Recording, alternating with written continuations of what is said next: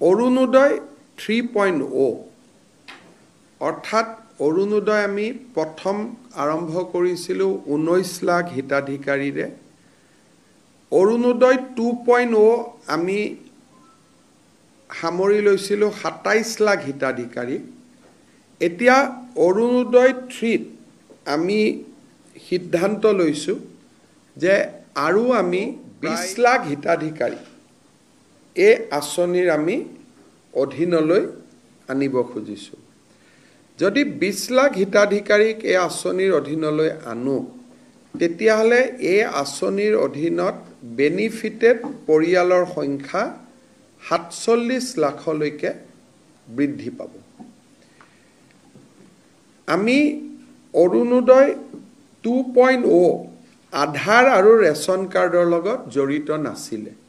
তাৰ কাৰণে মই যোৱাকালি পৰহি যেতিয়া উপায়ুক্তৰ সন্মিলন আৰম্ভ হৈছিল মই কৈছিলোঁ যে কিছুমান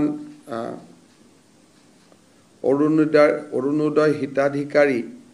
অবাঞ্ছিত লোকৰ হাতলৈকেও যোৱাৰ কিছু তথ্য আমাৰ হাতলৈ নিৰ্বাচনৰ সময়ত আহিছিলে সেইকাৰণে এইবাৰ আমি সিদ্ধান্ত কৰিছোঁ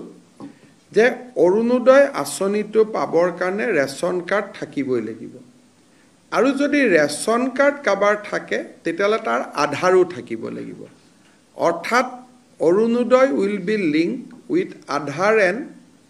ৰেচন কাৰ্ড সেইকাৰণে বৰ্তমানলৈকে পাই থকা অৰুণোদয় হিতাধিকাৰী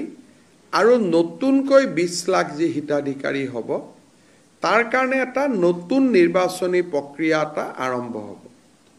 অৱশ্যে যেতিয়ালৈকে নতুন বেনিফিচিয়াৰী নিৰ্বাচন নহয় তেতিয়ালৈকে পুৰণাসকলে অৰুণোদয় পাই থাকিব কিন্তু যেতিয়া নতুন হিতাধিকাৰী হ'ব বৰ্তমানে পাই থকা সকলোৱে নাপাবও পাৰে যদি তেওঁলোকৰ ৰেচন কাৰ্ড নাই বা তেওঁলোকৰ আধাৰ নাই তেতিয়া তেওঁলোকে নাপাবও পাৰে অহা ছেপ্টেম্বৰ মাহৰ পৰা আমি অৰুণোদয় হিতাধিকাৰী 0.3 কাৰণে অৰুণোদয় 0.3 এই হিতাধিকাৰী নিৰ্বাচনৰ প্ৰক্ৰিয়াটো আমি আৰম্ভ কৰিম আৰু এই কামটো যাতে খুব সুষমভাৱে কাৰণ অৰুণোদয় হিতাধিকাৰী প্ৰায় ডাবল হৈ যাব আজিতকৈ দুগুণ হৈ যাব আজি 27 লাখ আছে তেতিয়া প্ৰায় 47 লাখ হ'ব ডাবল নহ'ব অকণমান ডাবলতকৈ কম হ'ব গতিকে এইবাৰ যাতে অৰুণোদয় প্ৰত্যেকটো ৰেচন কাৰ্ড থকা পৰিয়াল প্ৰত্যেকটো হয়তো নহ'ব 80% হ'ব ৰেচন কাৰ্ড প্ৰায় 55 লাখৰ আছে আমাৰ অৰুণোদয় 47 লাখ কিন্তু যেহেতু অৰুণোদয়ত ক্ৰাইটেৰিয়া আছে 4খন গাড়ী থাকিলে নাপায় মন্ত্ৰী এমএলএৰ পৰিয়ালে নাপায় পঞ্চায়তৰ পৰিয়ালে নাপায়